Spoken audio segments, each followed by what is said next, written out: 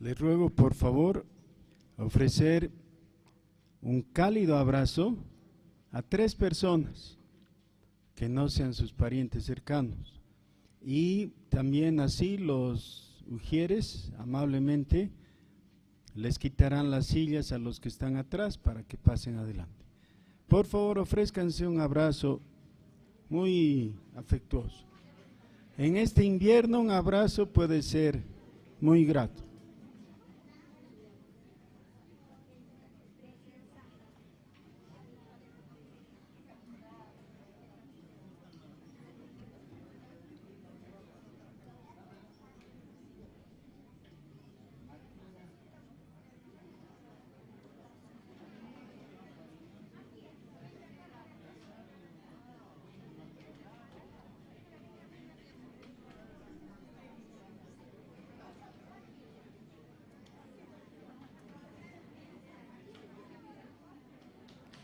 Muchas gracias. Si quieren tomar asiento, les agradeceré.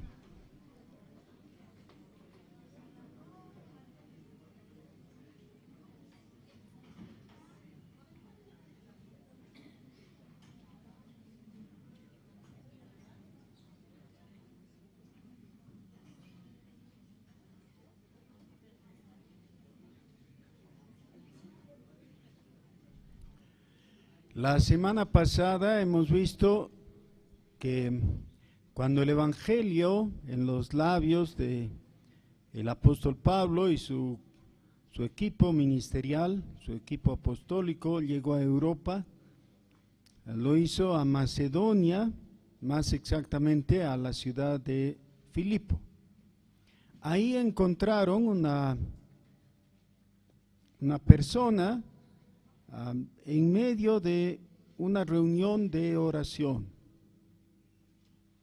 Es muy interesante ver que de la misma forma que Dios se encarnó y por Jesús llegó a la humanidad en medio de una situación no muy propicia, ¿no? Con dificultades. El Señor Jesús nació en un pesebre, o en un establo más bien, y fue cuidado en un pesebre. Todo eso no es lo óptimo para un recién nacido, no es lo más conveniente. Igualmente, algunos de los pioneros llevando el Evangelio han tenido que soportar situaciones bastante incómodas. Eso es lo que pasa con la predicación del Evangelio. Cuando llegaron a Filipos, no fueron recibidos en la alcaldía de la ciudad, no, el gobernador no les hizo una recepción, y ninguna persona importante, ni siquiera en la sinagoga, sino que fueron a una reunión casi social simplemente, de mujeres que se reunían junto al río, posiblemente también para lavar. No digo alabar, sino lavar, porque eso era lo que solían hacer. Y en medio de eso se produce la primera predicación del Evangelio en Europa. Pero lo importante es que una mujer creyó. Esta mujer ha venido a ser famosa y su nombre también hasta ahora es bastante usado aún en español, ¿no? ¿Cómo se llamaba ella? Lidia, muy bien. Lidia es muy sobresaliente por algo sencillo, pero importantísimo, imprescindible. Ella abrió su corazón. Eso es. ¿Bien?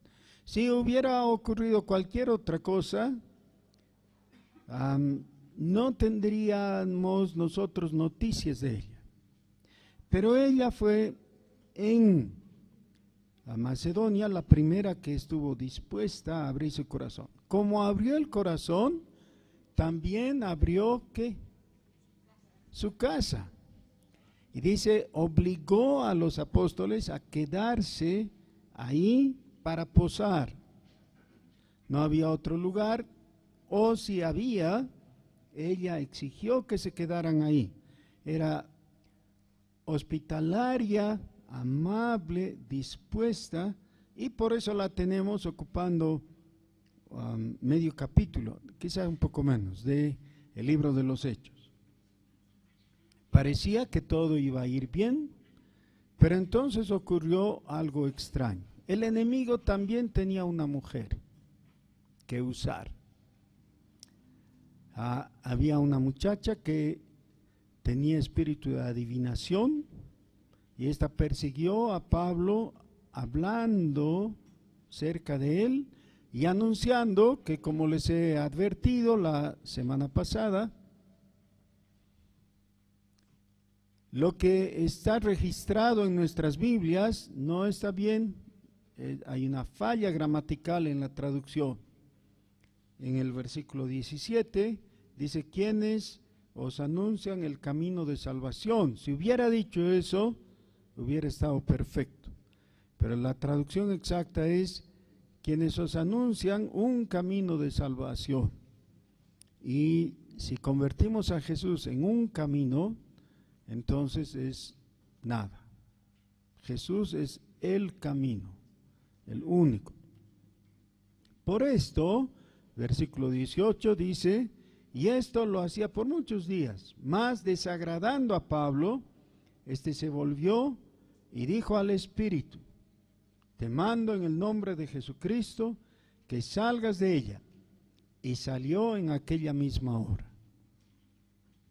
Ahora, esta muchacha, esta chiquita, que era víctima de un demonio de adivinación, queda libre. Y lo que tendría que haber ocurrido era una fiesta, ¿no? Porque hay alguien que ahora está libre.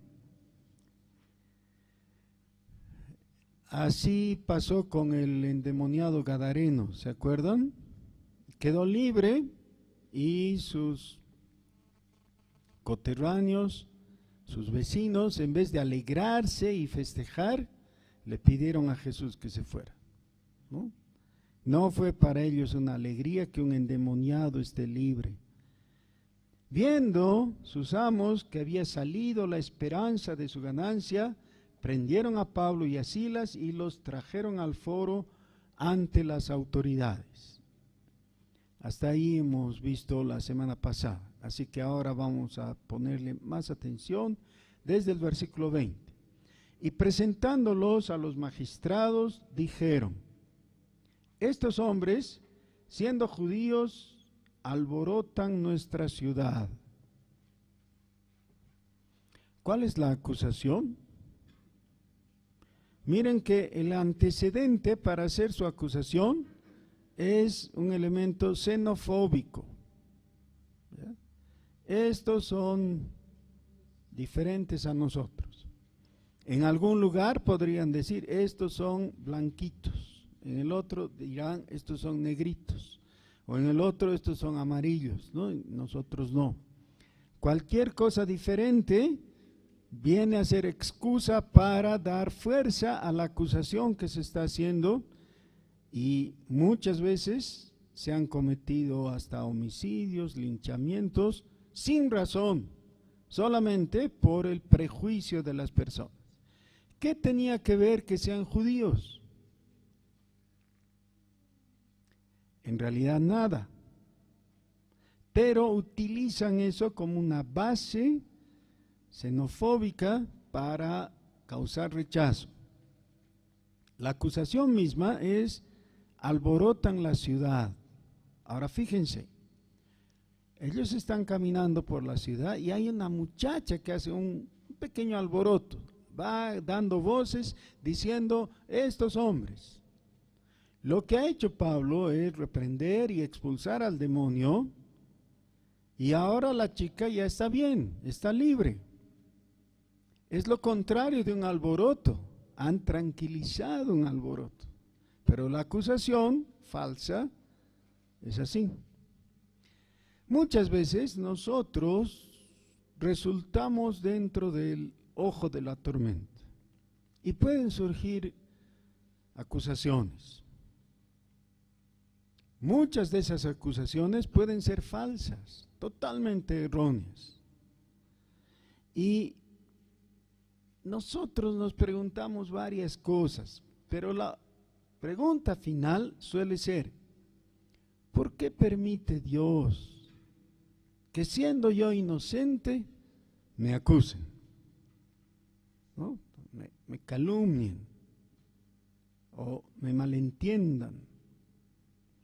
Y a veces nos sentimos afligidos, ¿no?, por esto, cuando en realidad no pasa más nada generalmente. Ya ahí se termina el asunto.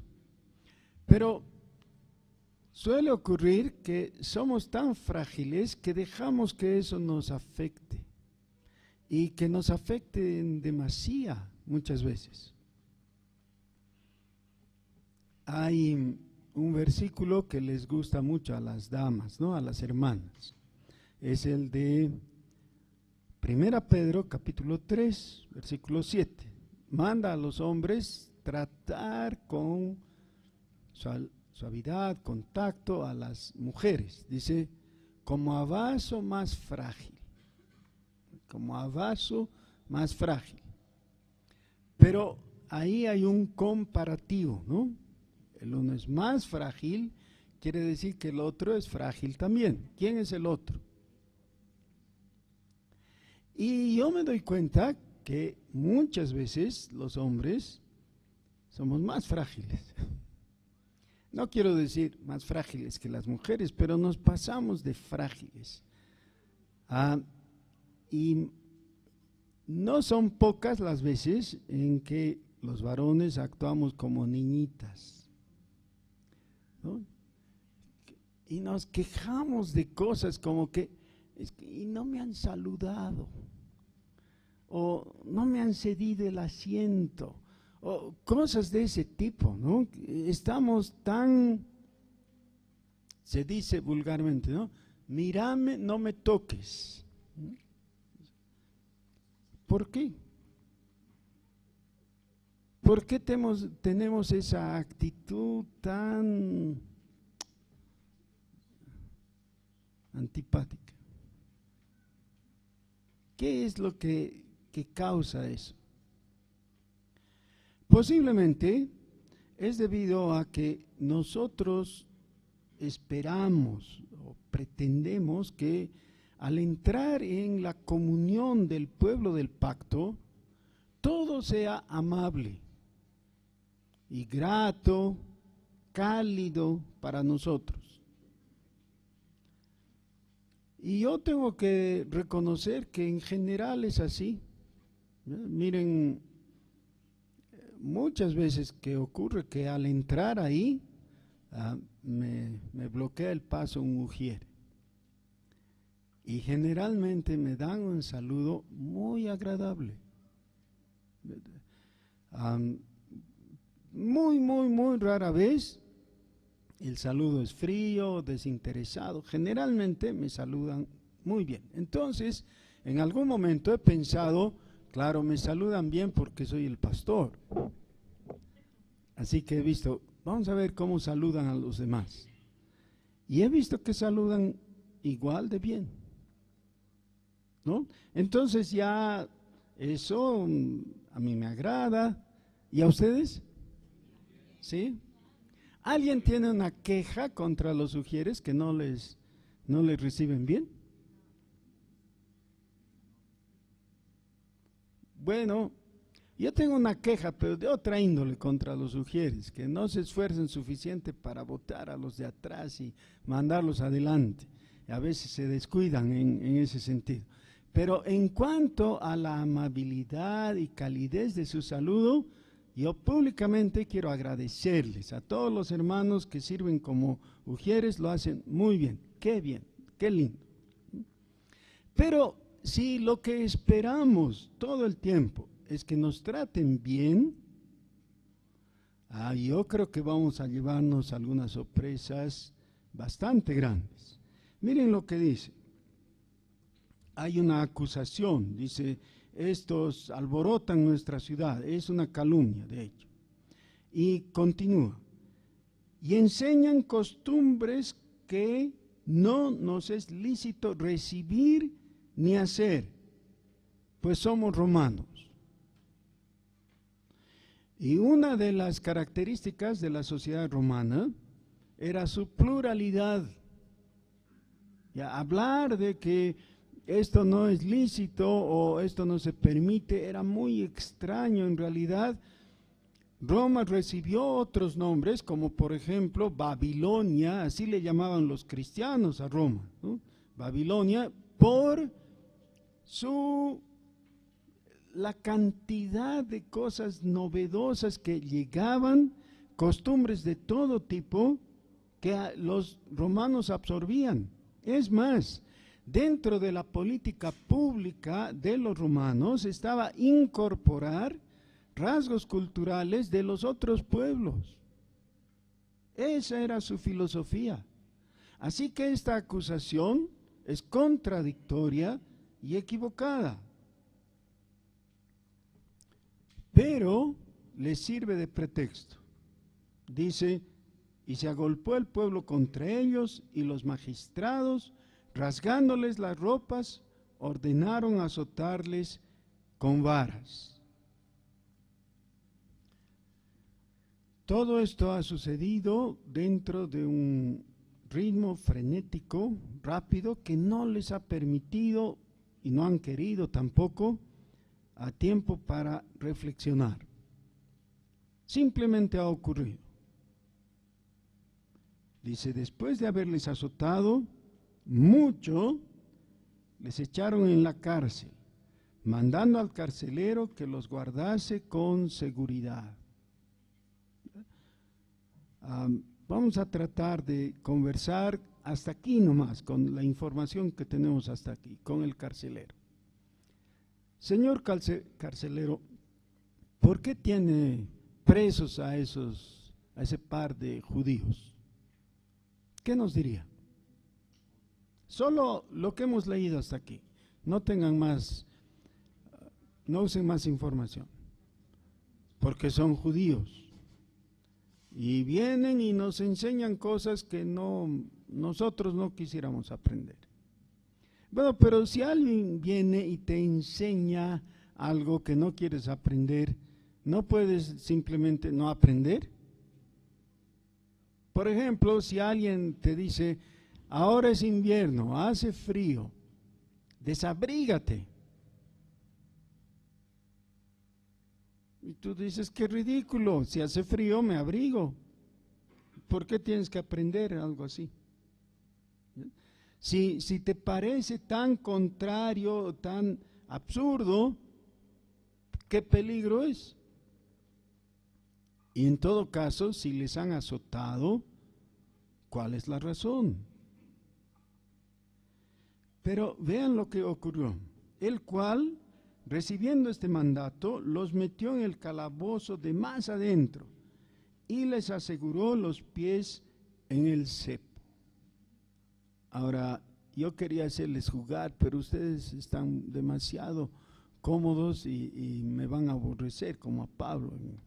Pero quiero pedir una persona, un voluntario, va a ser nuestro modelo. Ya, muy bien, Araceli, ven por favor. Entonces, Pepe y Dieguito, vengan rápido, por favor. ¿Puedes adelantar esa silla hasta aquí? Y sentarte. Sí. Y adoptar una actitud de comodidad. Gracias. Y ahora ustedes son unos malvados, ¿ya? No le van a hacer daño. Solamente van a hacer que esté incómodo. Hagan lo que fuera. Pueden levantar las manos o los pies, con todo respeto, por supuesto, pero hagan que se sienta incómodo. Ya, muy bien. Algo que se está moviendo, muy bien. Otras cosas. Lo que pasa es que nuestras sillas, gracias a Dios, son cómodas de por sí, ¿no? Entonces, le vamos a cambiar la silla, ¿ya? Yo aborrezco esas sillas rojas ahí que algunos prefieren, pero bueno, en fin, es cuestión de gustos nomás. Tal vez mejor que la silla sería esas gradas.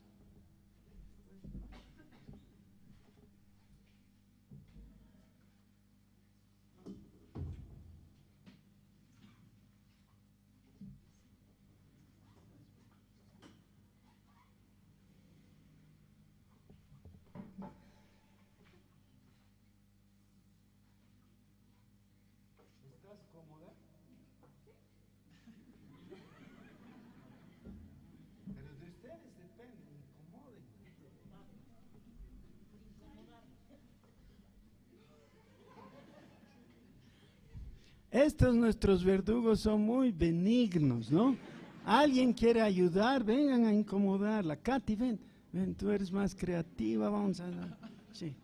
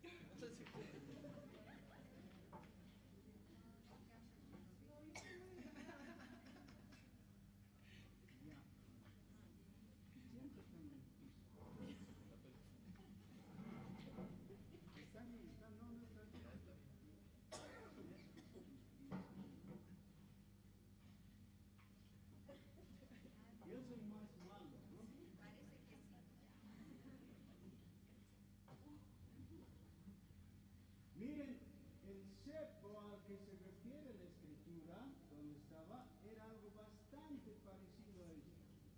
Tenía una trampa, una especie de yugo que se cerraba y la persona tenía que estar inclinada todo el rato ahí, con los pies metidos, trabados, y los brazos también. ¿Ya estás incómoda?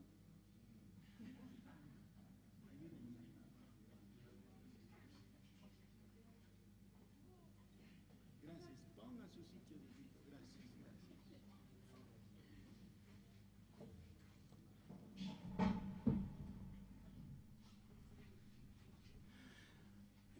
Y no importa lo que hagamos aquí, por razones obvias, solamente nos parece chistoso, ¿no?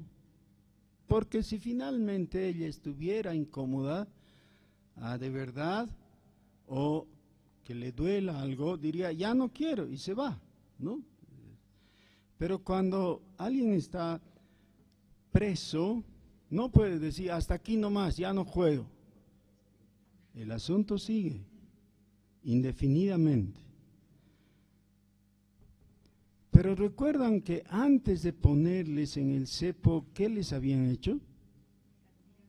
Los habían azotado y eso significaba 39 azotes, que les dejaba la carne viva, así, es decir, con mucho dolor, y quedarse en la noche por horas en el cepo tenía que ser horrible. ¿Qué era lo que se hubiera esperado que hagan ellos en esa situación? Que le griten al carcelero, cara de mono, por lo menos, ¿no? De ahí para arriba. ¿No es verdad? Y que reclamen o que llamen por ayuda, que pidan hablar con su cónsul, no sé. Dice, les aseguró los pies en el cepo. Pero a medianoche, orando Pablo y Silas, cantaban himnos a Dios y los presos los oían. Esto realmente es de carácter sobrenatural.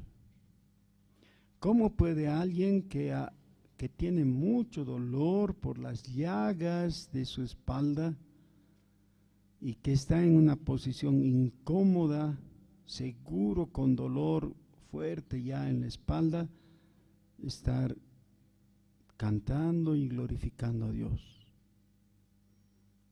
¿Cómo pueden?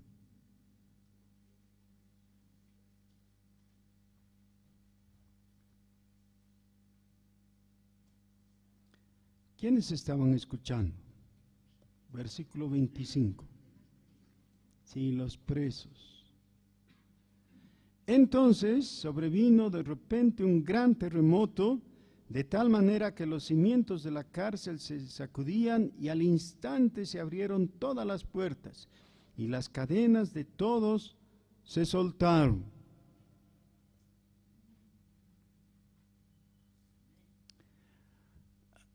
Recurrentemente yo escucho una especie de queja de parte de creyentes generalmente y a veces aún de incrédulos. Y dicen, ¿por qué en ese tiempo, en el tiempo de la Biblia, en el Antiguo y en el Nuevo Testamento, habían milagros?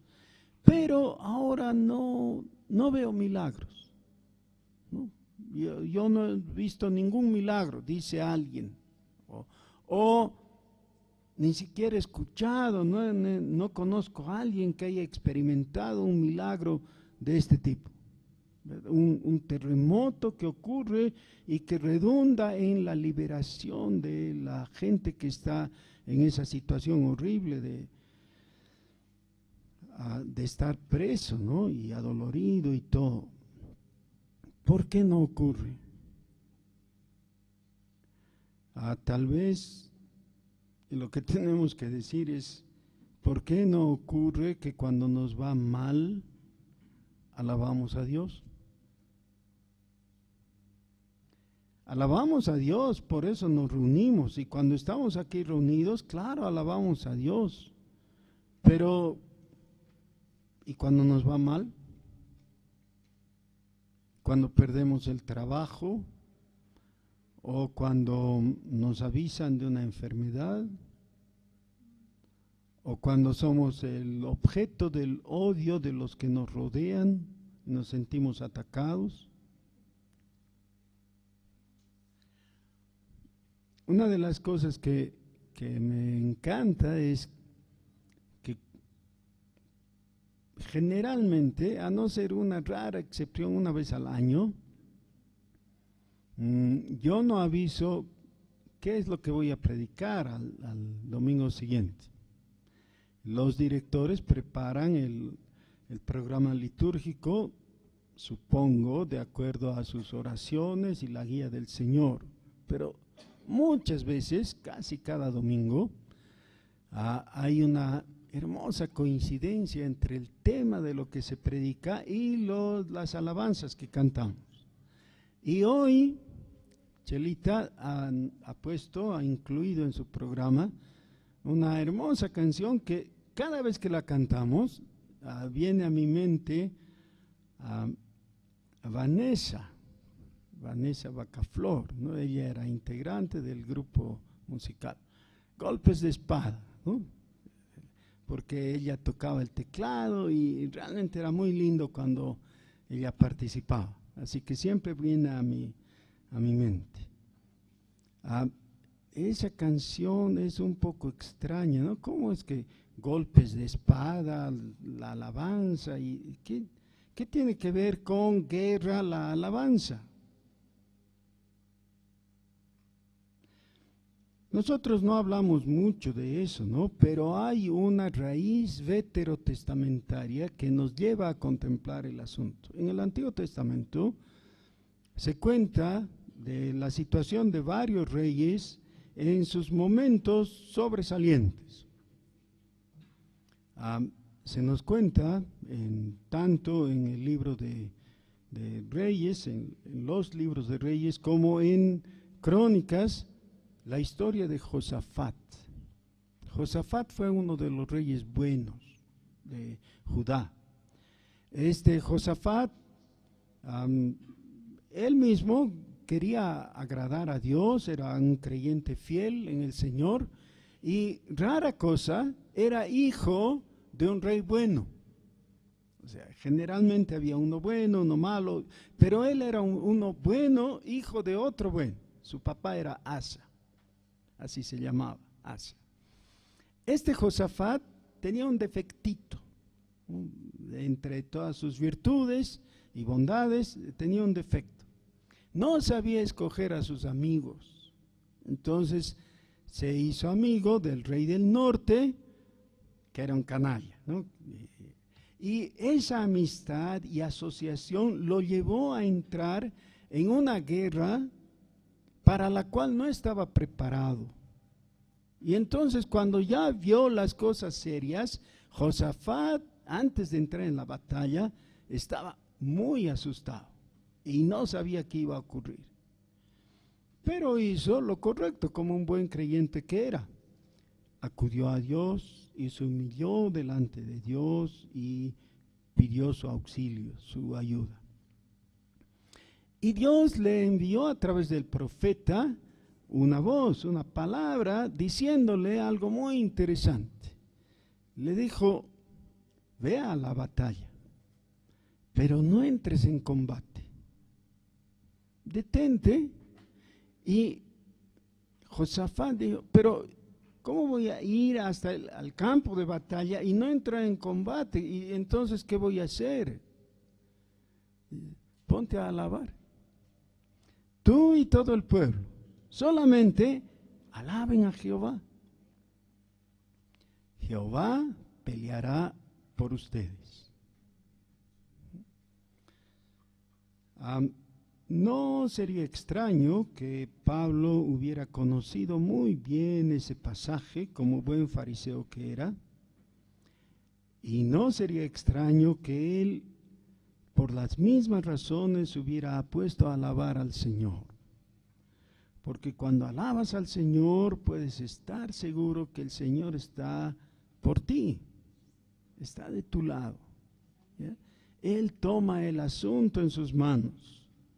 Y el terremoto no fue algo natural, fue de origen sobrenatural, para producir la liberación de los apóstoles.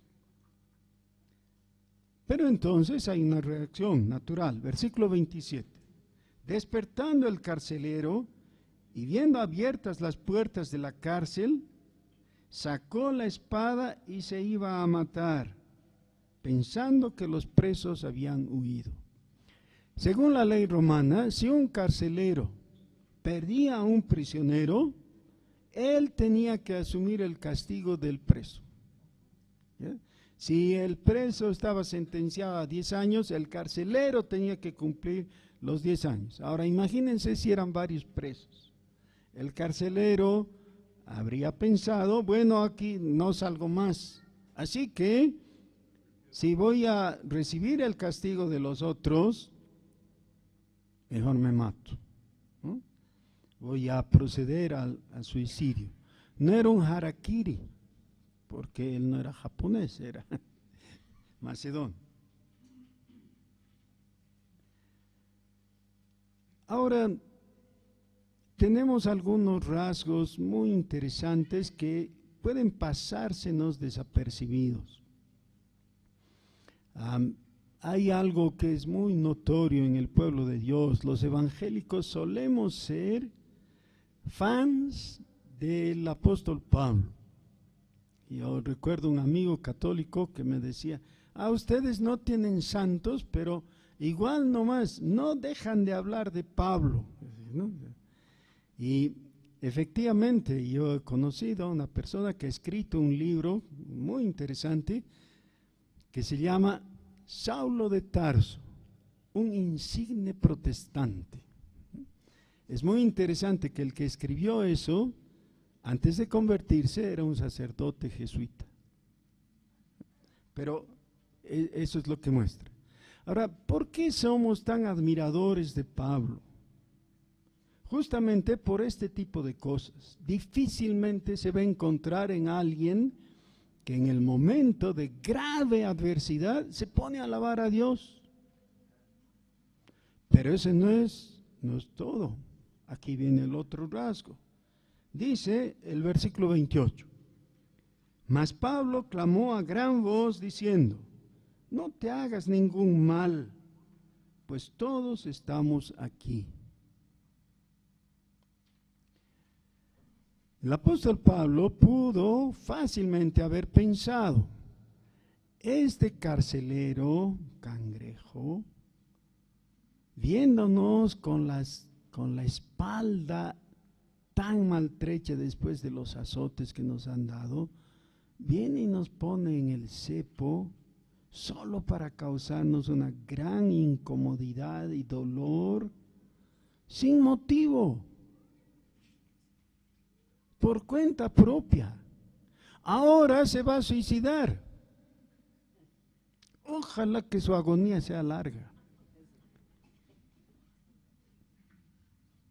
¿No hubieran pensado así muchos? Claro, así es. Pero él estaba velando por la vida del que había actuado como su enemigo y con maldad. Y le impide suicidarse. Esto, por supuesto, causa una reacción en el carcelero. Versículo 29. Él, o sea, el carcelero, entonces, pidiendo luz, se precipitó adentro y temblando se postró a los pies de Pablo y Silas. Y sacándolos les dijo: Señores, ¿qué debo hacer para ser salvo? Otra vez vamos a imaginarnos una conversación con el carcelero. Oye, carcelero, y después de todo, ¿por qué quisiera ser salvo? ¿Qué te hace preguntar eso? ¿No? ¿Qué ha despertado en ti el deseo de ser salvo? ¿Qué pensaríamos que él responde, que nos respondería?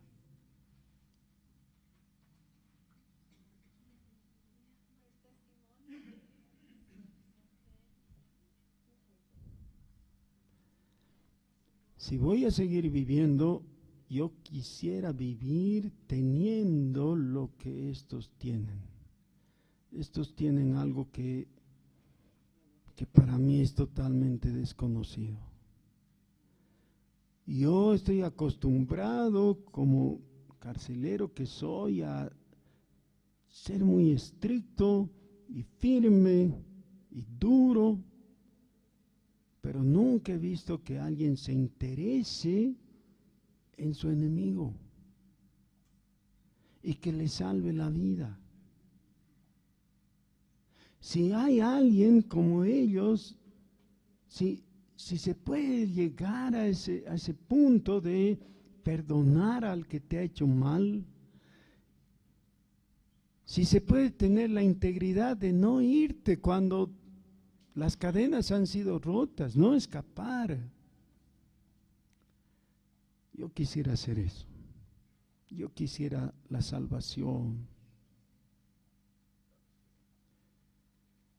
De vez en cuando encontramos personas que son críticas muy agudas del cristianismo. Mahatma Gandhi dijo: los cristianos tienen un gran Cristo, pero Cristo tiene cristianos de lo peor. Y viendo cómo se portaron los cristianos en la India en la época de Gandhi, realmente tenemos que agachar la cabeza y reconocer realmente qué pésimo testimonio. Qué pésimo testimonio. No son pocas las personas que dicen: yo no me quiero volver cristiano, los cristianos son malos. Y en vez de reaccionar con un insulto al que nos dice eso, debiéramos reflexionar por un momentito. ¿Estamos dando lugar a ese tipo de críticas? Bueno, la única forma de evitarlo es actuar como actuaron los apóstoles aquí, mostrando el espíritu cristiano. Justamente eso es lo que hizo Jesús, ¿se acuerdan? Estando en la cruz, pidió al Padre, no para que no le dolieran tanto los clavos que le atravesaban las manos y los pies, no para que le librara de la corona de espinas. Su preocupación estaba en sus verdugos, en los que le estaban crucificando, y dijo: Padre, perdónales. perdónales. Así que el Espíritu de Jesucristo es el que causó esto en Pablo y Bernabé. Y el resultado de eso fue que el carcelero fue impactado. Dice, temblando se postró a los pies de Pablo y de Silas, y sacándoles les dijo, señores, ¿qué debo hacer para ser salvo? Ahora, hermanos, en algunas ocasiones nosotros somos bien testarudos, ¿no? Estamos en una ciudad desconocida, nos metemos por ahí y no sabemos cómo volver. Alguien nos pregunta, ¿está usted perdido? Y como somos tercos, no, jamás. Solo que no sé dónde estoy yendo. Perdido no estoy. En otras ocasiones hemos llegado a un punto en las finanzas que manejamos que parece no haber solución, pero no queremos reconocer. En otros casos, estamos siendo víctimas de la adhesión a algún vicio. Yo noto que en nuestros días hay muchas personas que han quedado aprisionadas con la pantalla de su celular o su tablet o simplemente no pueden dejar. El otro día estaba hablando con una hermana que me decía que entró al cuarto de su hijo muy temprano en la mañana, 5 de la mañana o algo así, pensando que la ventana se había quedado abierta, entonces pensaba cerrar la ventana y acomodarlo, tapar, lo que hacen las mamás, ¿no? Cariñosas. Y encontró que el hijo se había quedado toda la noche con su pantallita. Prisioneros, prisioneros. Pero ¿por qué no reciben ayuda?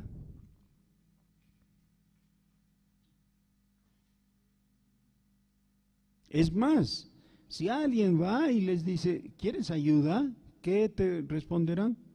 No necesito ayuda, estoy bien, yo puedo. Y lo típico de cada vicioso, el momento que quiera lo dejo. ¿No es verdad? Cada vicioso dice, en el momento que yo decida, dejo esta mala costumbre o este hábito. Hermanos, el entrar al reino de Dios exige de nosotros entrar por la puerta estrecha, tal como lo dice Mateo capítulo 7, versículo 13. El mandato del Señor es entrad por la puerta estrecha, porque ancha es la puerta y espacioso el camino, pero angosta es la puerta y angosto es el camino que lleva a la vida. ¿A dónde lleva el camino ancho? A la condenación, a la perdición. Pero, ¿cuál es la puerta estrecha? Porque si nos quedamos con la metáfora y no la entendemos, entonces nunca la vamos a usar. ¿Cuál es la puerta estrecha? Es la humillación. Es la humillación, es la puerta de humildad. Uno tiene que vestirse, en palabras bíblicas, de humildad. Ir delante de Dios y decirle, Señor, no puedo. No sé. No tengo. No logro. No alcanzo. Tiene diferentes formas, podemos redactar la afirmación de diferentes maneras, pero necesitamos decir auxilio, porque Jesús es el Salvador. Y el Salvador no va a tener nada que ver contigo si no reconoces que necesitas salvación. ¿Y cómo estás? Ah, sí, bien, gracias. Bien, gracias. Y Jesús te pregunta, ¿y a dónde vas? A la condenación, pero contento.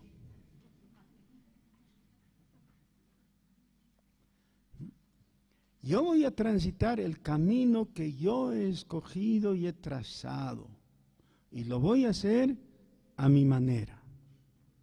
¿Se acuerdan la canción de Frank Sinatra? ¿No? Dice, a veces he llorado. A veces he llorado. Sí, pero a mi manera. Pero si quieres seguir viviendo a tu manera, entonces vas a llegar al lago de fuego.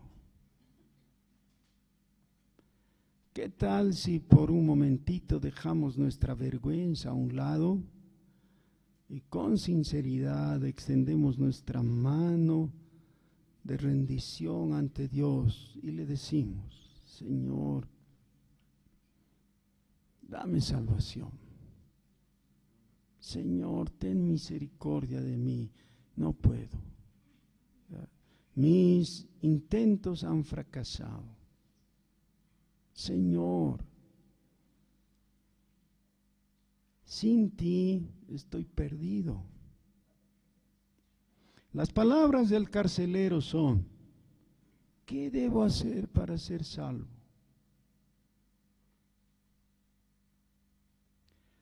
La respuesta del apóstol Pablo, gracias a Dios, es inequívoca, porque no hay otra respuesta, no hay otra forma, no hay otra manera. Hay una sola respuesta posible que sea acertada.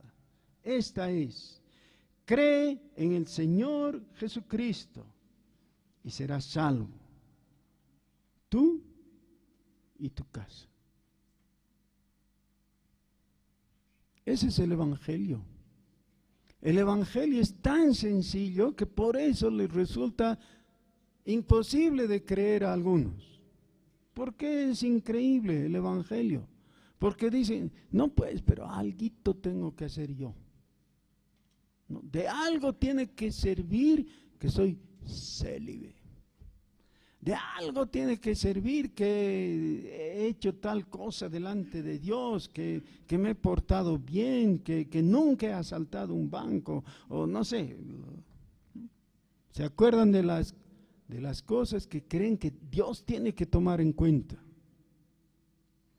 Dios no tiene que tomar en cuenta. ¿Saben qué? Si toma en cuenta tus obras, enseguida te manda al lago de fuego.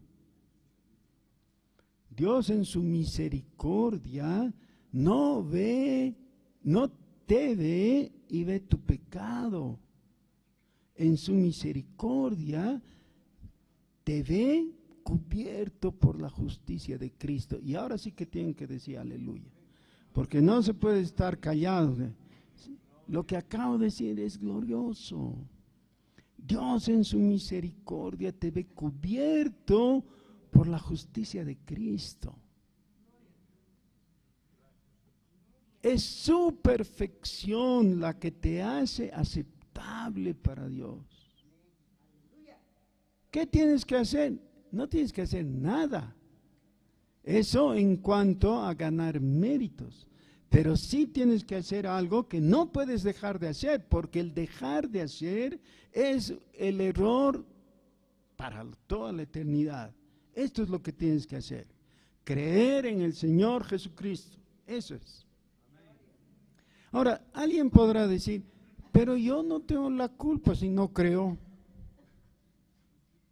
No creo porque no creo. ¿Quién me puede echar la culpa? El creer es algo que hay que hacer. Sí y no. Primero, no. No es una obra y por tanto no es meritoria. La fe no es meritoria. pero sí porque tú eres responsable de creer. Por eso es un mandato, es un imperativo. No es una sugerencia, no es algo así. Oye, ¿por qué no crees en Jesús? Yo he oído predicadores que dicen, ¿por qué no pruebas a Jesús? No hay ningún mandato bíblico de probar a Jesús. Hay que creer en Él.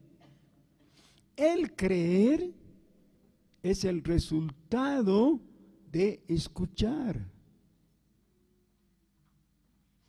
Dice, la fe viene por el oír la palabra de Dios.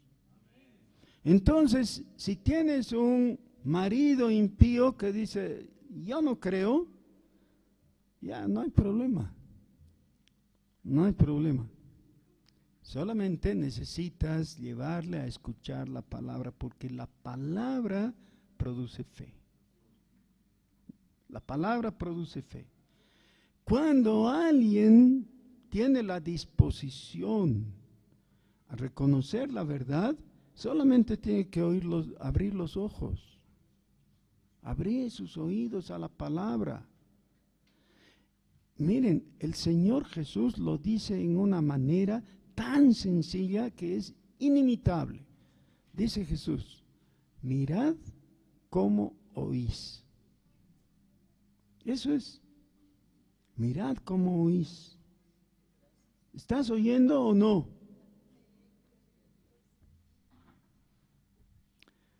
Alguna vez, yendo en el auto con alguien a mi lado, le comento algo de la música que estamos escuchando. Y me doy cuenta que yo estaba escuchando, pero él no.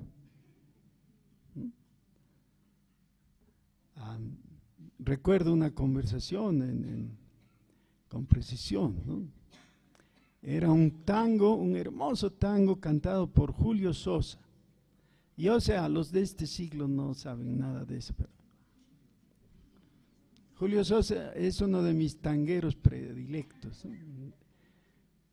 Y le digo, ¿qué opinas de lo que dice? ¿Quién? Me dice. El tanguero, el que está cantando. No había escuchado nada. La música estaba puesta, el tango estaba siendo cantado, el cantor había cumplido a través de la grabación, por supuesto, ¿no? Pero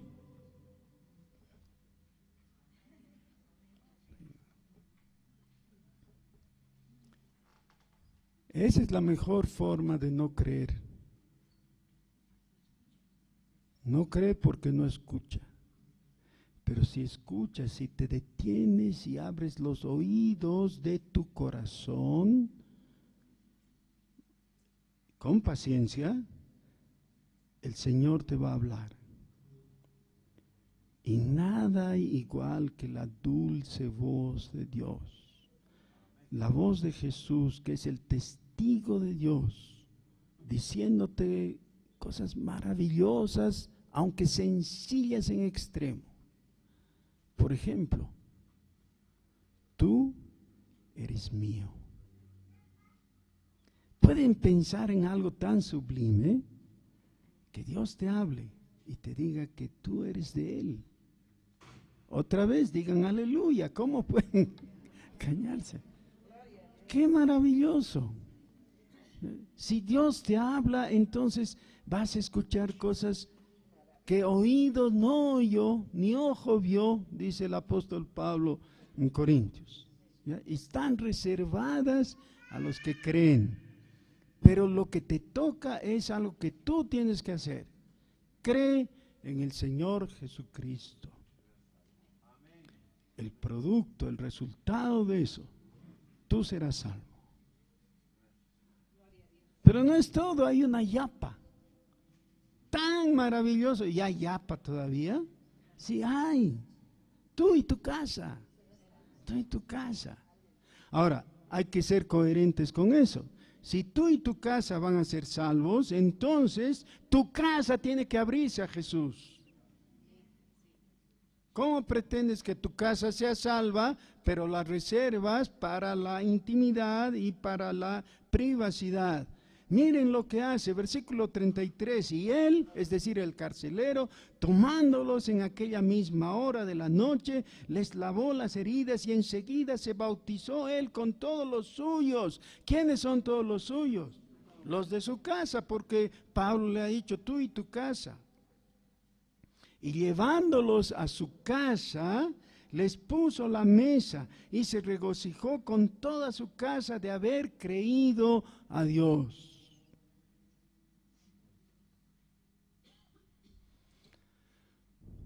Nosotros celebramos el bautismo de infantes. Lo hacemos en obediencia a la palabra de Dios. Y lo hacemos por sentido común.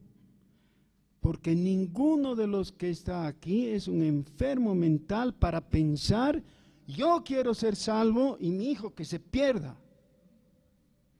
Mi hijo que se vaya al infierno, ¿qué me importa mi hijo? ¿Alguien piensa así? Simplemente me parece abominable semejante pensamiento. Claro que cualquier persona bien nacida dice, yo quiero ser salvo, pero hasta quizás más que yo, quiero que mi hijito sea salvo. Quiero que mi hijita esté en los brazos del Señor, guardado por su espíritu, cuidado por su palabra, caminando en su camino. Y ¿sabes qué? Lo maravilloso que en la familia de Dios, tu hijo deja de ser tu hijo y se convierte en tu hermanito. Porque llega a ser hijo de tu Padre Celestial. ¡Qué lindo! Y entonces, ¿cómo se señala eso? A través del sacramento. ¿Qué hizo el carcelero? Se bautizó él y él solito. No, con todos los suyos. Yo me imagino la escena, interrumpiendo su sueño, fue y les dijo, levántense. ¿Saben qué? Desde ahora somos cristianos. Claro, claro. ¿Acaso yo nomás me voy a ir al cielo? No, yo quiero que ustedes también participen, por supuesto. El bautismo significa sencillamente identificación. Ahora vean, hasta el día anterior, cuando les estaba azotando, él estaba totalmente identificado con la chusma, con la multitud que había acusado a Pablo, con los acusadores, los patrones de la chiquita, ¿no? Y los magistrados, toda esa ciudad, toda esa población, esa sociedad, en contra de los apóstoles. Y él fue el instrumento para causarles dolor, incomodidad y todo eso. Estaba identificado. Pero ahora que ha recibido salvación, se identifica con la causa de Cristo y se bautiza. El bautismo es la manera en que sacramentalmente el que era perdido y ahora ha sido rescatado dice, yo soy de Jesucristo. Ahora, vean cómo el asunto es totalmente coherente. Les digo, hay que oír la voz del Señor. Y la voz del Señor te dice, entre otras cosas, tú eres mío. Y les he dicho, ¿qué hay tan hermoso como oír su voz diciéndote eso? Ah, bueno, sí, pero lo que corresponde es que cuando has oído eso, tú digas, yo soy de Cristo, y lo digas a todos. Lo primero que debiera hacer un recién convertido es ponerse de oficio a llamar a sus parientes. Eso es lo que pasa en otras cosas, ¿no? ¿Han visto? Alguien se va a casar y ¿qué hace? Hace una lista, ¿no? De sus parientes, amigos, vecinos, etcétera, con los que quiere tener comunión y les dice, me voy a casar, vengan, vamos a comer algo, no sé qué, lo que se hace en las bodas, ¿no? Entonces les avisa. Oye, pero más importante, ya soy de Cristo. Llama a tus parientes y diles, yo ya soy de Cristo. Ya soy salvo. Quisiera que vengas conmigo.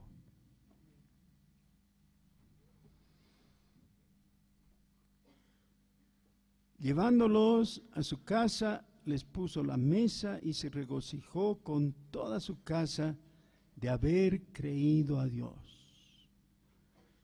Yo quiero que hagamos eco de ese ambiente de fiesta, de celebración, de alegría.